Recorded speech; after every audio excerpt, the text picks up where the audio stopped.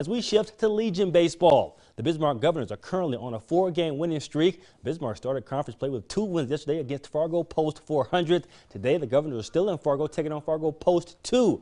Bismarck's Cade Finney on the mound, and he was off to a good start. He records a strikeout to get the Governors out of a 2-on jam.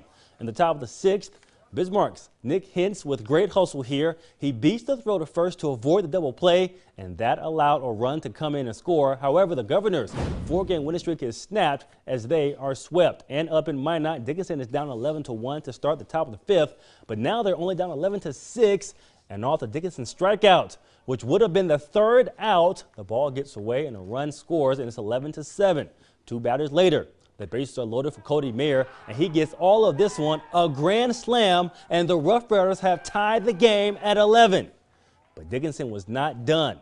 Nathan Jellick, he's going to single to left, and 2 more runs are going to cross for Dickinson. Remember, they started this inning down 10 and are now up 13-11. Dickinson win game 1, but they fall in 8 innings in game 2.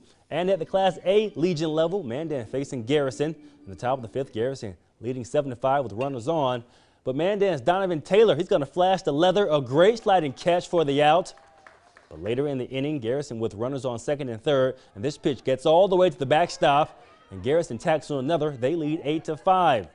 Then later in the inning, on the fly ball to right, Mandan is going to misplay this one, and another run crosses for Garrison. Garrison wins game 1, but they fall in 9 innings in game 2. This is game 1 between Hettinger and the Bismarck Capitals, and the Bears taking advantage of their base runners. A chopper and the force out at first, but Bo Wilson comes home to score, and the Bears are on the board. Later in the inning, there would be a ground ball up the middle, and the infielders would collide, and the batter is safe, and another run crosses. This game would go to the Bears as they win this one 13-7. So how would game 2 go? The Caps looking to avoid the sweep in the first inning.